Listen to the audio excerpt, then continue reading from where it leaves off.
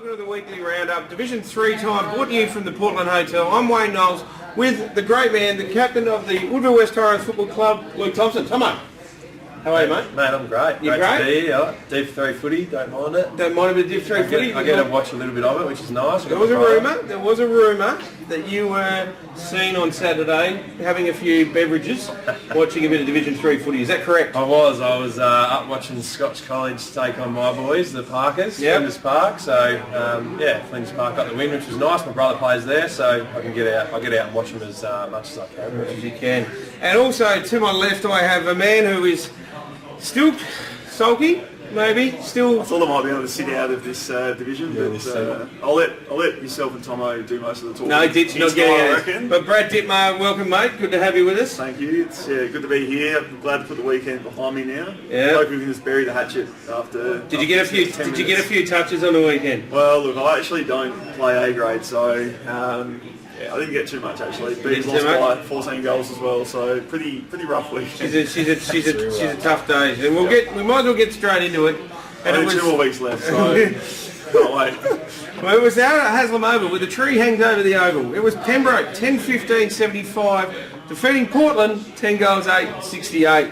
Yeah, good win by the Kings. Good win by the Kings. Talk us through it, mate. You were there firsthand. Yeah. Come on. What happened? I'll give them credit. We were up by 4 goals at half time, and I thought that we were probably going to run away with it. Maybe win the next half by 4 goals as well. But they come out after half time, looking really inspired and motivated, and everyone on the same page. We didn't kick a goal in the third quarter, and that was the difference. What did Timmy Hart say to her at half time? He must have really got into the boys. Look, I don't know. I was too busy eating off the barbecue at half time, but.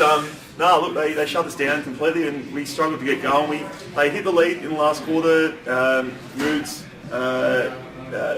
Josh Moody kicked a goal to put us back in front. Yep.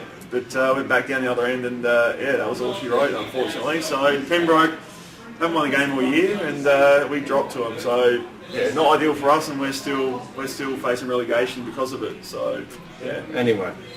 That's footy, mate. Got to be better this week. That's footy. Walkerville at home, so look to next week now. For Pembroke, Tomo. We've got Evans as kick 4, Pierce 3, T Moody, Quarry and J Moody. So that was actually Portland. That's Who'd you say? Pembroke, mate. Sorry. We were saying it wasn't as easy as it looked. I know. He's been talking it up. He's always giving me the right Darcy answer. Evans is going to be all over that. You know that, don't you? Alright, we've got T Evans as kick 5, Yep. Greeny with 2, Harms with 2, Daniel with 1. We've got Kerno, Harms and Canny with your top 3, and Greeny and T Evans out at top 5. And for the Portland, mate, for your boys. For Portland, it was C Evans. I'll just repeat what Tommy said. So C Evans kicking 4 and Dale Pearce kicking 3. I think that was the best game I've seen him play. I think 16 years old still. Ricky Pearce's son. Trent Moody kicking 1, Tommy Quarry 1, and my coach Josh Moody kicking 1 as well. Best players, I'll put it in my order. I thought Josh Moody was clear best on. Dale Aslett second best, Trent Moody third best, Perko third best, and Corey Evans with the 5th. But couldn't do enough to get the win, unfortunately. Don't you hate footy sometimes? Certainly do. Anyway, the next game was out at the Parsy, out at KELLETT Reserve. It was Westminster 17-14, 116, defeating Morphettville Park 8-9-57. So, it's not... Westminster seem to be... They're hitting their straps, and they're going they've right. actually fallen back in the pack. They started like They a house did. on fire, but Morphettville Park, they've really just dropped off. When you take a lad like Nick Leck out of Westminster's side, who's gone back and played at Glenelg again, he was kicking bags of 5 and bags of 6 week in, week out. He's a ripper lad, a ripper footballer, and I know he watches the show. Take him out of it. You still got to replace that. Do you know what I mean? I know everyone says, one bloke don't make a side, but if a bloke's constantly kicking goals, you still position is tough to replace. You got to replace it. So Morphettville Park, I ran into someone from their club during the week. They're a club probably similar to us in terms of not having the depth. And they've had a few key injuries and just haven't been able to sort of replace them, unfortunately. So they've done enough to avoid relegation this year, which is good for them. They've consolidated, but they've sort of died away the second half of the year. So for Westminster, we had French with 4, Head with 3, Leader with 3 as well. Malcolm and... Actually, Hode, not Head. Hode, sorry. Oh yeah, just giving Darcy ammunition here, are you? Got it. Malcolm, Rusby, and both kicking 2, with a few other blokes kicking singles, with Hode, McFarlane, Goods, Lena, and Lang in the best for Westminster, for the Dragons, mate, and for the Roos. For Morphy, he's had A. Carlin, I think it's his first game back for a while since becoming the father, kicking 2, Edwards 2 as well, a whole bunch of singles there. Only had 3 best players from Morphy Park. Coach wasn't happy. I was a bit filthy there. Thompson, Tracy's, and Rainey, the 3 best players out there. Have you ever wandered out to Morphy Park's footy club? I have I went there for the first time this year.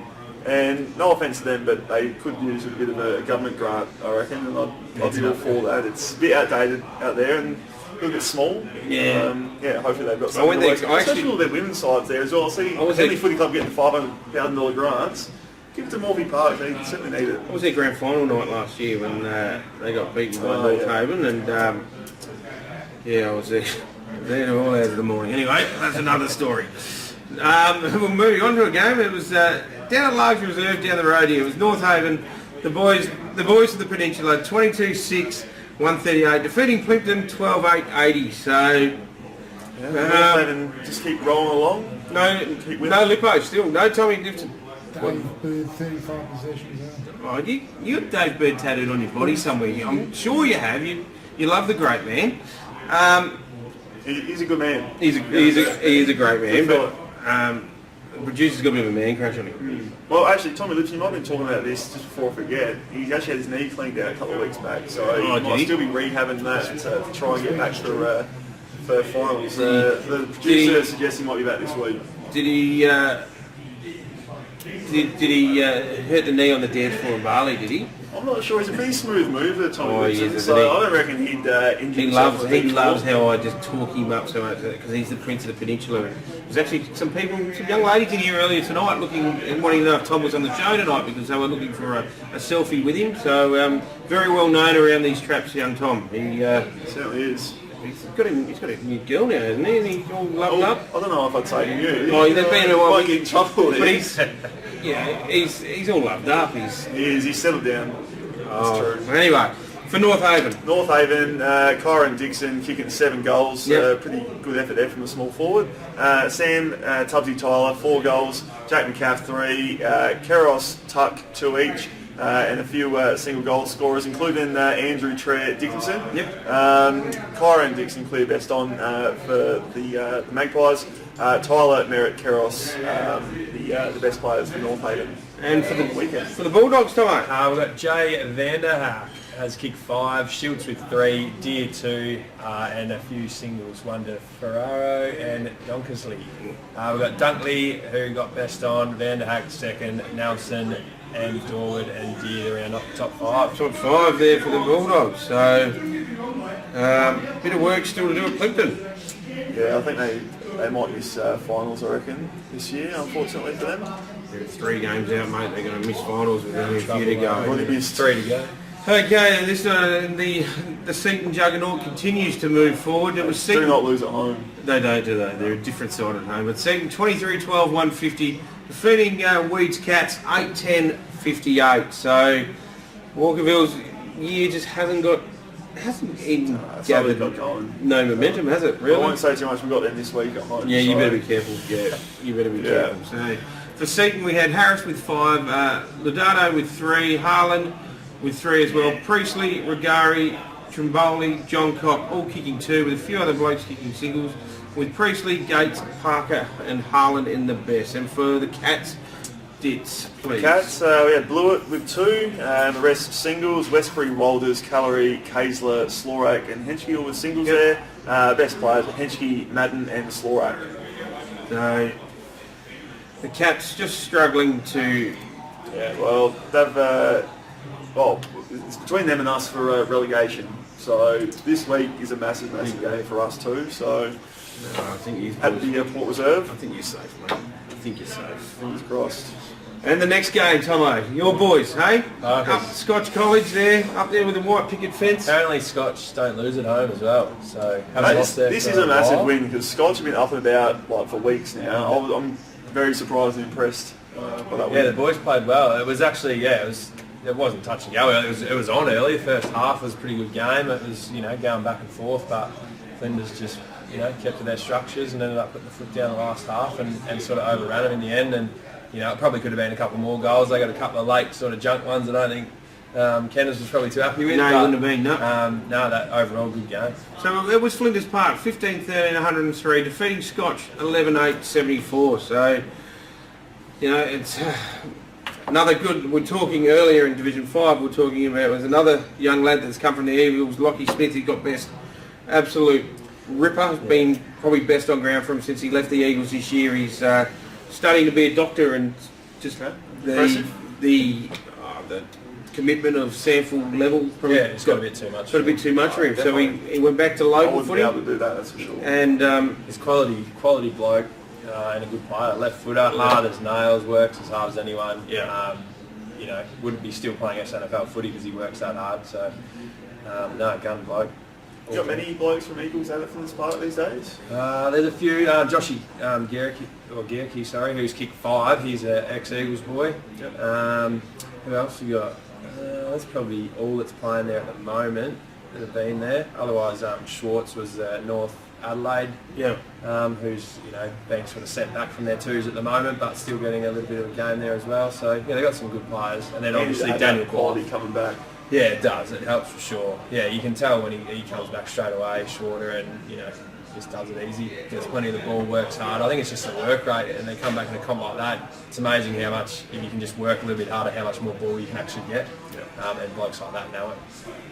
so for Flinders Park, Tommy, well, rattle them off, Josh mate. Yerke's kicked 5. We've got Muirhead 3, Karachi, Morel, Blythe, Seacombe, Smart, West and Smith all with 1. And as you've said before, Lockie Smith, best player, so Eagles boy. Josh Yerke as well, best player, or second best, sorry, with Schwarter, Blythe and Morel. And for Scotch, mate? Scotch, we had Johnson 3, Kelly, Rowe, Radbone with 2 each, and Broderick with the single.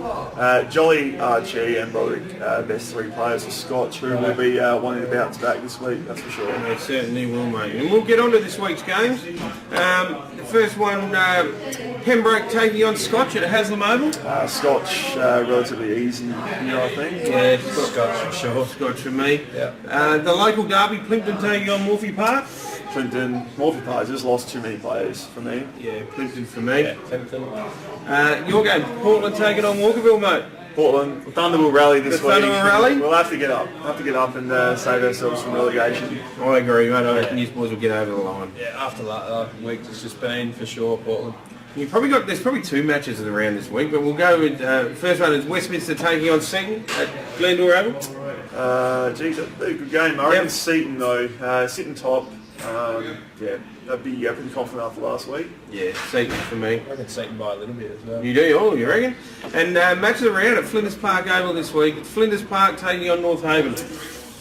Oh, that's massive. That is massive. I'll take North Haven there. Dave Bird back. 2v3. He loves playing against Flinders Park. They used to be scared playing against him back in the day. Yep. So, yeah, really like getting himself up. Flinders Park for me at home. Yeah, it's a huge game, but I can't go past my boys, so Flinders Park. Flinders Park. All right, well, that's been Division 3. Thanks for watching. We'll see you all again next week.